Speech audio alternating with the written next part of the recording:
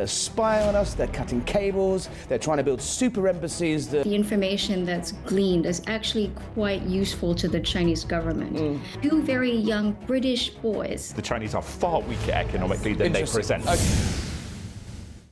Right, tariffs, spies, stolen secrets. The China crisis is on. Beijing slapped new tariffs on the West, which is frankly a gut punch to our economies, just as a spy scandal in Britain exploded. Now, China's not just stealing our data, it's testing our weaknesses across the West. And what are our politicians doing? Still dithering and still arguing what to call it. A threat, an enemy. Well, what about the new Cold War? Cold War 2.0, fought not with missiles, but with microchips, markets, and leaks. Tonight we're going to connect the dots with the Spectator's Melissa Chen, who is joining us now. Melissa, thank you and welcome to Harry Cole Saves the West. Bring our American friends up to speed on the remarkable story that is happening in the United Kingdom at the moment. It's been about 2 weeks now since a spy trial collapsed, and it seems to me, and I've not just been reading too many John le Carré novels, this one goes right to the door of number 10. It does, and it is truly remarkable because in a way it's collapsed over a single word, over the definition of what China is to the UK. It's resting on that definition. And what it seems is that the UK is very uncomfortable articulating what Donald Trump has been very comfortable articulating, repositioning the United States towards a position towards China as that of pro-engagement before he came into office to something that was more combative. Donald Trump was the first one to be able to articulate China as the enemy, and we're going to start a trade war. And after COVID, after the trade war, it's obvious where things stand. The case that's taking the British government by storm, especially Starmer's government, is one that it's an espionage case that the details are so brazen. You have two very young British boys. I mean, they're in their 20s, early 20s. They met teaching English in China, and they were good friends.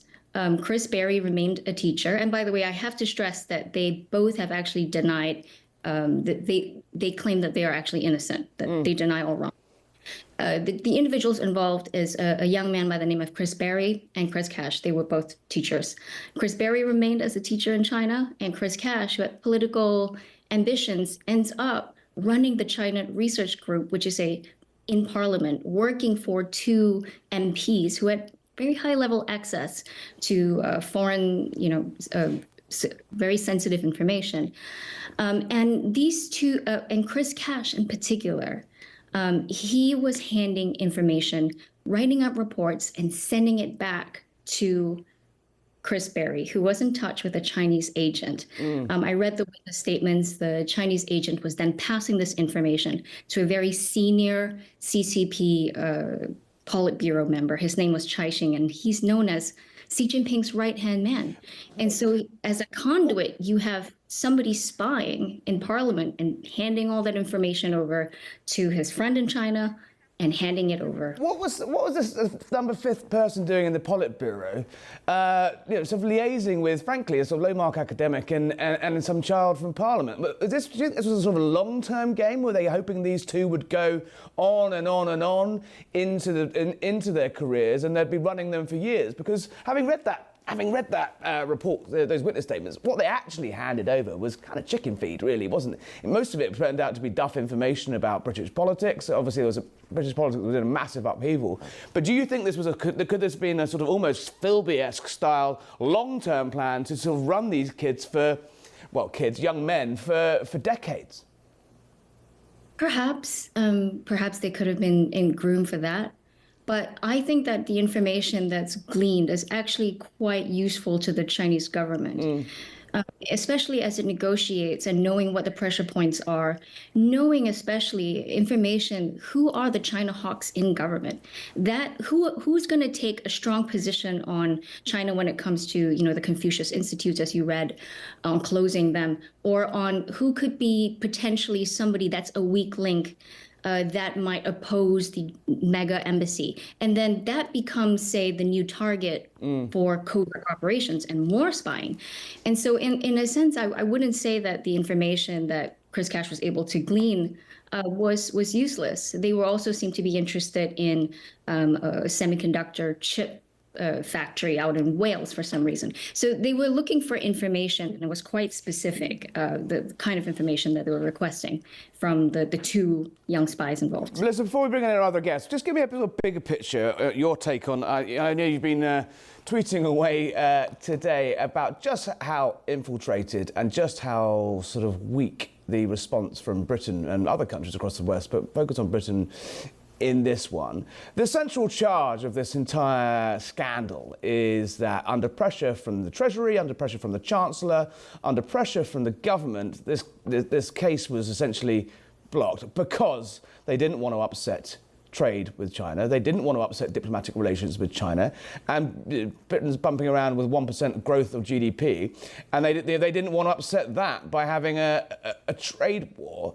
Do you think it's really that brazen? And isn't it, if so, that's a fairly sorry state of affairs, isn't it? It is, because essentially what this does is that it legalizes spying for China. You have blatant espionage attempt that's being swept under the rug, an entire case sabotaged, collapsed, all resting on this inability to actually call out what China has shown itself to be, which is a threat.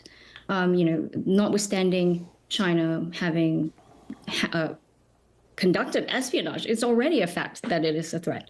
And not to mention sanctioning the China Research Group and the MPs involved. Any MP that takes a more aggressive stance has been sanctioned. So if China is not a threat and we're unable to call it, I don't know how we're going to bring them to justice. But let's just stay there. I'm going to bring in Tom Rogan from the Washington Examiner, a man that knows all a thing or two about the world of spookiness.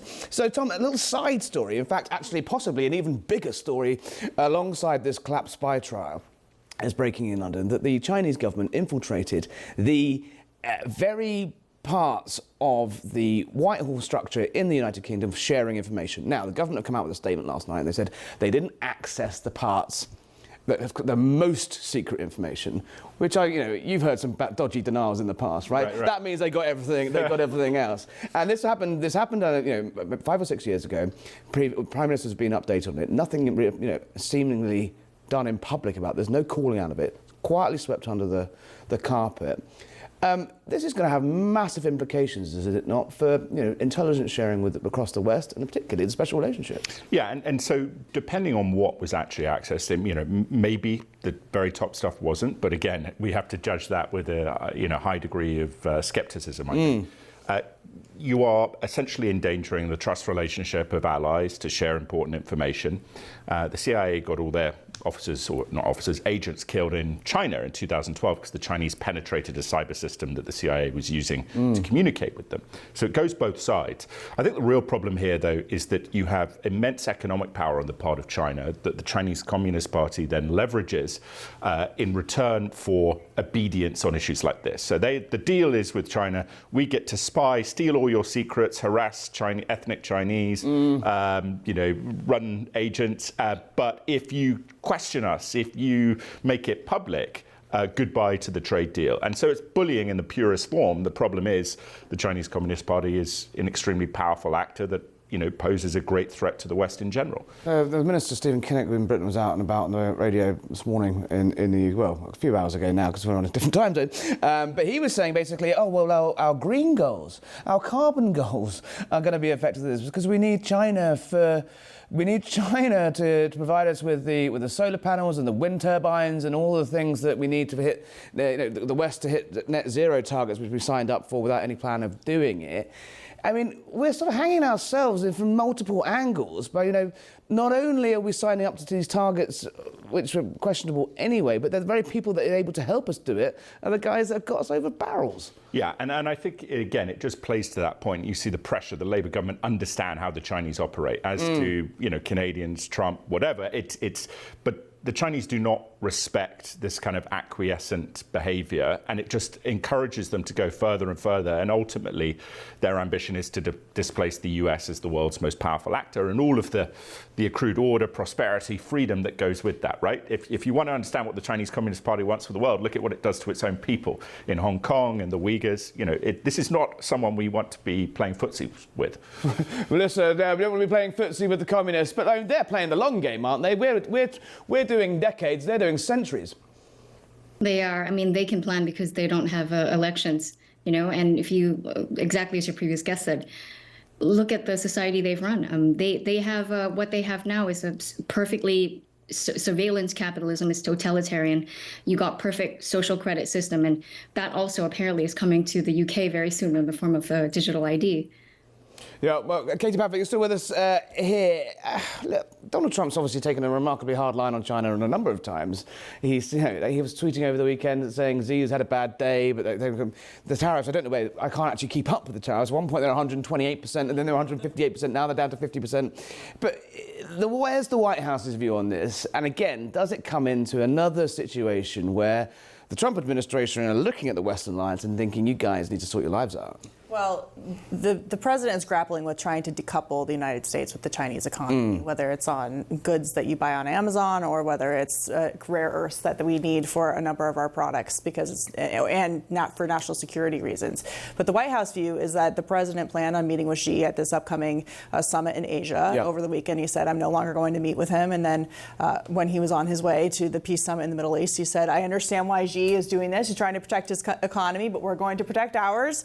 And I will potentially meet with him again. So we'll have to see if they decide to have that meeting on the sidelines. You know, let's not forget, during the first term, President Xi had a wonderful welcoming and ceremony for President Trump in China, and he had a less of a hard stance then. But things are becoming more difficult as China starts to withhold a number of products that are very crucial to the American economy, not just in the sense of people not being able to get the goods they want for Christmas, but for very serious products that we need for national security reasons. We'll go back to one of the national security issues in a moment, but do you think politicians are being honest enough across the West, even in America, about the pain that is going to come from this? The fact is, we saw what happened at the start of the war in Ukraine, the oil crisis, the gas crisis, surging inflation off the back of that.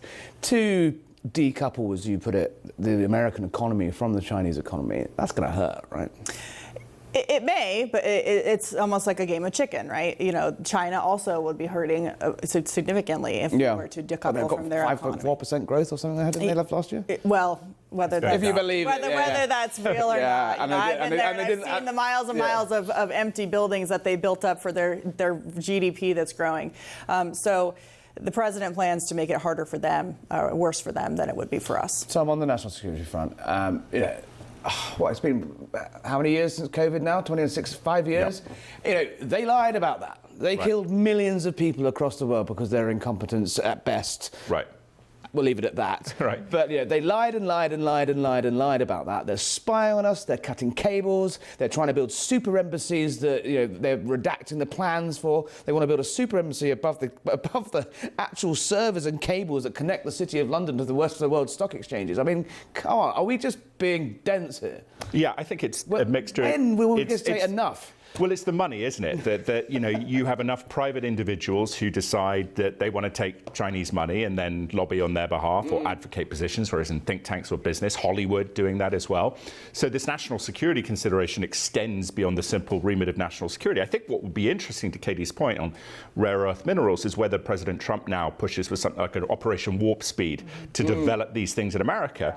One thing that I think is positive, and which I have heard at good sources, that President Trump's reason for playing hardball with the Chinese is that he gets the CIA economic analysis that shows the Chinese are far weaker economically than they present. Okay. So he knows when he does this tweet, but that's how Trump is sort of perfect in terms of his, I think, approach to the Chinese when they play hardball, because you cannot give ground. You have to play it right back in their face.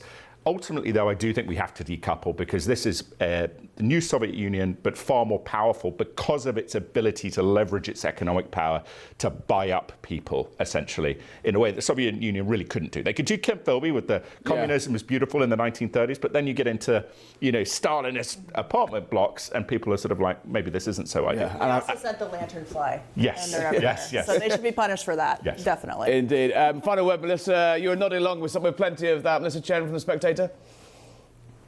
Well, just on the point of the elite capture, I do think that that's exactly what this spy case really represented. It's this top level of British politicians that, many of them have their start at the 48 Group Club, which is a private club that was started 71 years ago to promote trade and cross ties with China. And I think ultimately, the results speak for itself. We were told that the Chinese would liberalize after they were integrated into the international world order, after they got rich, and they're rich, and that day hasn't come. Do you think, how long do you think before the West just goes, enough is enough? It should be now. It really should. America has woken up. I think the UK really needs to soon. We've been saying that quite a lot on this show over the last few months. Melissa Chen, thank you. Tom, just while I got you 20 seconds, how do you think tomorrow's going to go? Are we going to see a February Zelensky showdown, or are we going to see an August Zelensky showdown? I think an August one. I think it'll be cordial, but a little bit of pushing on tomahawks. Might we get a tie this time, do you think? A tie? We've got a suit. I don't think a tie, but we'll get the suit.